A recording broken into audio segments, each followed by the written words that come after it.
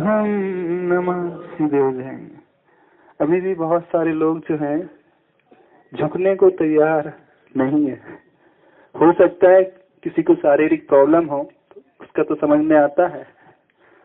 आपकी बॉडी में थोड़ा सा लचीलापन नहीं है, खैर आज तक व्यक्ति झुका ही नहीं तो क्या कर सकते, है ना। झुका नहीं है ना आज तक व्यक्ति, थोड़ा सा झुकना सीखो, क्योंकि जितना हम झुकते हैं उतना ही पाते हैं, और जो जितना बड़ा होता है ना वो उतना ही अधिक झुकता है। जिस पेड़ में जितने अधिक फल होते हैं वह उतना ही नीचे की ओर रहता है, और जिस पेड़ में फल नहीं होते हैं वो खड़ा रहता है। तो आपके भीतर कुछ फल हैं कि नहीं, ये तब दिखेगा जब आप झुकेंगे। वास्तव में जो जितना बड़ा भीतर से होता है वह उतना ही हम्बल होता है, उतना ही पोलाइट होता है, सबके लिए अच्छा होता है। तो यदि हम अच्छा बनना चाहते हैं, शारीरिक रूप से अकेले नहीं, भीतर से, क्योंकि बॉडी की फिटनेस के अलावा हम मन की फिटनेस लेकर के आए, और सुंदरता शरीर की नहीं होती है, सुंदरता हमारी क्वालिटीज की होती है, गुणों की होती है। तो यदि अपनी सुंदरता हम चाहते हैं तो अपने भीतर से वह गुण लेकर के आए, यानी क्वालिटीज। गुलाब का फूल आजकल जो आर्टिफिशियल आता है, प्लास्टिक का भी आता है और ओरिजिनल, दोनों में कोई डिफरेंस नहीं होता, देखने में बिल्कुल सिमिलर रहते हैं, बराबर रहते हैं, लेकिन प्लास्टिक के फूल में कभी गंध नहीं आती है। आती सुगंध? देखने में तो एक जैसे रहेंगे, देखने में तो सुंदर रहेंगे, लेकिन ठीक वैसे ही है जैसे आर्टिफिशियल गुलाब की भांति। तो हमें आर्टिफिशियल गुलाब की भांति नहीं बनना है, कैसा? ओरिजिनल गुलाब की भांति बनना है। ओरिजिनल गुलाब में जो है सुगंध निकलती है और फूटती है और बाहर आती है, और सिर्फ आर्टिफिशियल गुलाब सिर्फ देखने में सुंदर रहता है, लेकिन वह उसका उपयोग कुछ नहीं होता है। तो आप क्या चाहते हो? आर्टिफिशियल फूल बनना चाहते हो कि ओरिजिनल? कि फूल ही बनना चाहते हो? हाँ, FOO वाला फूल बनना चाहते हो?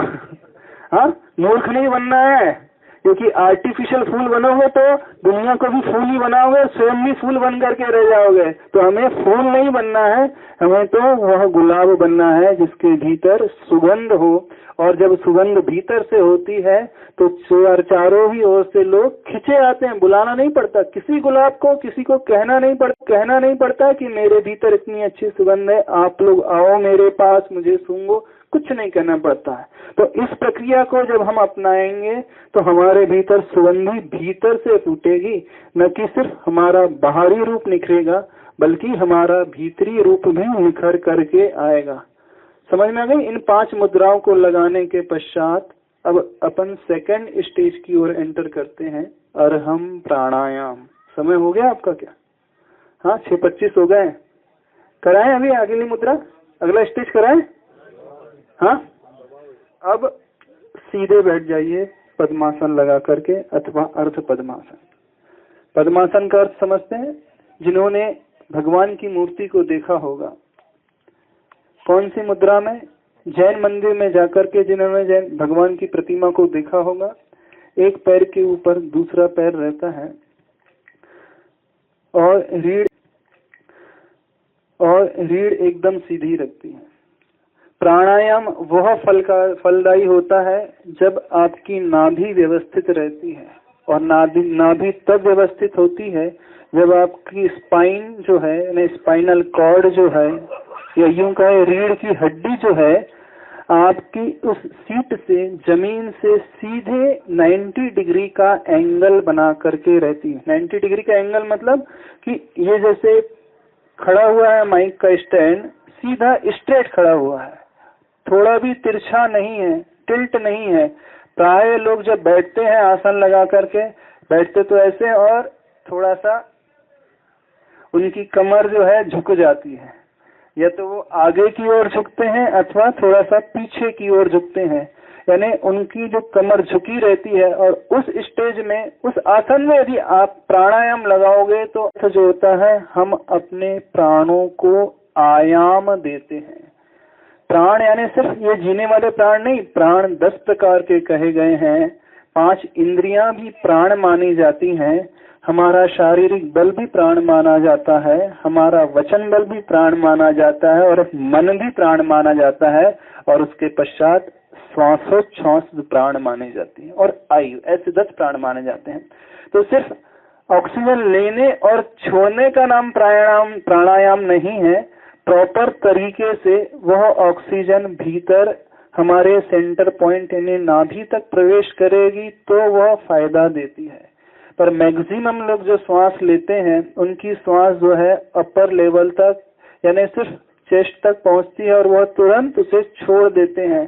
तो बहुत सारा जो शरीर का पार्ट रहता है वहां पर ऑक्सीजन प्रवेश कर ही नहीं पाती है। ऑक्सीजन लेने का उद्देश्य उसके पश्चात हमारे शरीर की विकृति यानी कार्बन डाइऑक्साइड के माध्यम से वह बाहर निष्कासित होती है। और जहां ऑक्सीजन नहीं प्रवेश करती है तो शरीर के वो पोर्शन धीरे धीरे डेड होने लगते हैं। आपने देखा होगा शरीर के आपके कई अंग और उपांग जो हैं उसमें वैसा सेंसेशन नहीं रहता है जैसा होना चाहिए। तो जितना अधिक ऑक्सीजन भीतर तक प्रवेश करेगा वह स्थान जो है प्यूरिफाई होगा और वहां तक ब्लड सर्कुलेशन होगा, वहां से वह विकृति बाहर निकाल करके फेंकेगा। तो जब तक आसन ठीक नहीं बैठे रहेगा तब तक ऑक्सीजन नाभि तक प्रवेश कर ही नहीं पाएगी। तो सर्वप्रथम पद्मासन अथवा अर्ध पद्मासन। अर्ध पद्मासन से मतलब एक जंघा के ऊपर दूसरा हमारा पैर आ जाए और सीधी मुद्रा हो जाए, दोनों हथेली इस प्रकार से घुटनों पर रहें। सहज रीति से श्वास लेना है। ये जो प्रक्रिया चल पड़ी है कि बहुत स्पीड से श्वास लेना और बहुत स्पीड से श्वास छोड़ना, ये बहुत लेटर स्टेज की बाद की स्टेज की है, उनके लिए है जिन्होंने ये बहुत पहले की स्थिति को सिद्ध कर लिया है। अदरवाइज जो जितनी स्पीड से लेता है समझना वो उसकी बॉडी को उतना ही हार्म करने वाला है, नुकसान पहुंचाने वाला है। सहज रीति से एकदम सरल रीति से श्वास लेना है और जब श्वास लें तो पता भी ना चले सामने वालों को कि हम श्वास ले रहे हैं कि नहीं। लेकिन जो लोग प्राणायाम करते हैं तो ऐसे श्वास लेते हैं कि बहुत दूर तक आवाज सुनाई देती है श्वास लेने की। ऐसे नहीं करना है, एकदम सहज से। ऐसे हमारे जो नाक के नॉस्ट्रिल्स होते हैं उन्हें भी हिलना नहीं चाहिए। ऐसा सहज रूपी से जो श्वास लिया जाता है वो सही माना जाता है। इतना भी श्वास व्यक्ति तो बहुत सारी बॉडी उसकी अपने आप कंट्रोल हो जाएगी, उसे करना भी नहीं पड़ेगा। बहुत सहज रीति से श्वास लें और उसे नाभि तक लेने की कोशिश करें और जितना सहज रीति से रोक सकते हैं उतना ही रोकना है। चला करके ज्यादा देर तक रोकने की कोशिश ना करें। जितना सहज रीति से रोकते हैं वहां रोकें और उसे फिर छोड़ दें। तो यह पहला प्राणायाम है। हम अपने नाभि तक लेकर के जाएं। हमारे शरीर में 5 केंद्र होते हैं। पहला है नाभि केंद्र, दूसरा है हमारा आनंद केंद्र यानी हमारा जहाँ हृदय है, तीसरा हमारा कंठ है यानी विशुद्धि केंद्र, चौथा दोनों आईब्रो के बीच में, आईब्रो तो समझते हो जहाँ तिलक लगाया जाता है, महिला वर्ग जहाँ बिंदी लगाती है, वो चौथा केंद्र है। वह ज्ञान केंद्र माना जाता है। और 5वां जो है ब्रह्मरंध्र जो होता है हमारे मस्तिष्क का ऊपरी पॉइंट, सिर का सेंटर पॉइंट, ये जहां हमारी उंगली देखो इधर, ये 5वां सिद्धि केंद्र माना जाता है। हमें श्वास इस प्रकार लेना है कि इन 5 केंद्रों को एनर्जाइज्ड करना है। आज तो समय हो गया है, वैसे 6:30 हो गए। हाँ, इन 5 केंद्रों तक ध्यान रख करके श्वास ले जाना है। तो आज पहले केंद्र में लेकर के चलते हैं, इस ज्ञान केंद्र में, इस नाभि केंद्र में। तो श्वास लेना है बहुत सहज रीति से और महसूस करना है कि वह श्वास जो ऑक्सीजन भीतर प्रवेश कर रही है हमारी नाभि को स्पंदित कर रही है। आप बहुत सहज रूप से लोगे तो आप खुद अंदाजा लगाओगे कि आपकी श्वास जो है आपकी नाभि तक पहुंच रही है। थोड़ी देर रोक करके रखें। जब श्वास नाभि तक पहुंचे वहां पर स्पंदन महसूस करें। नाभि हमारा शक्ति केंद्र माना जाता है। आंखें दोनों बंद रखेंगे। दोनों आंख बंद रख करके देखने की कोशिश करें बंद आंखों में हमें कौन सा कलर नजर आ रहा है, कौन सा रंग हमारी बंद आंखों के समक्ष दिख रहा है। जब नाभि तक श्वास लेकर के जाएंगे, नील वर्ण का चिंतन करेंगे। स्काई ब्लू रंग अथवा डार्क नेवी ब्लू रंग का चिंतन करेंगे और महसूस करें कि वह श्वास नाभि तक जा रही है। ऐसा चिंतन करते हुए हम अपने नाभि केंद्र को जागृत करते हैं और नाभि केंद्र जागृत हो गया तो समझना हमारा सेंटर पॉइंट जागृत हो गया, क्योंकि वही जो है हमारी पूरी बॉडी को व्यवस्थित रखती है।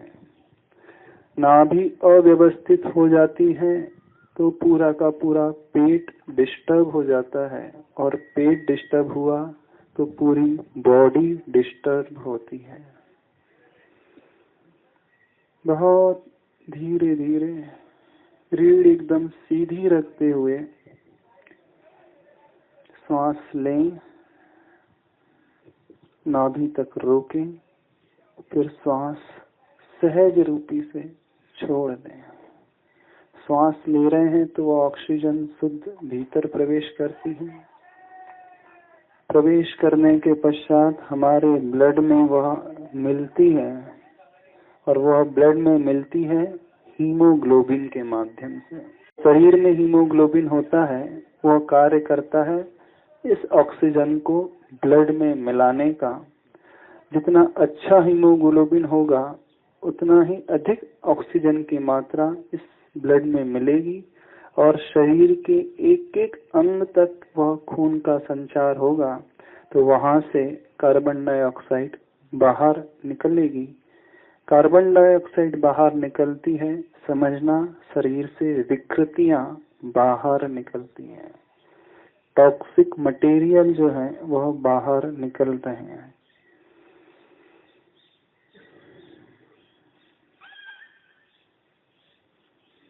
नौ बार ऐसा करेंगे अभ्यास, धीरे धीरे हमारा नर्वस सिस्टम जो है व्यवस्थित हो जाता है। नाभि केंद्र हमारा शक्ति केंद्र माना जाता है और जो नील है वह साधु का रंग है।